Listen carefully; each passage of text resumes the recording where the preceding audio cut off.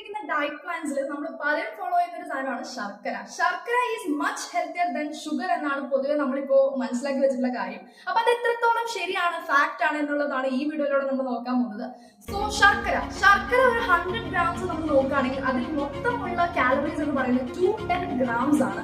അതേസമയം 100 grams of ഷുഗറിലുള്ള ഒരു കാലറീസിന്റെ amount എന്ന് പറയുന്നത് 350 ഗ്രാംസ് ആണ്. സോ കമ്പാരിറ്റീവ്ലി നോക്കുകയാണെങ്കിൽ ശർക്കര തന്നെയാണ് മച്ച് ഹെൽത്തിയർ ഓപ്ഷൻ.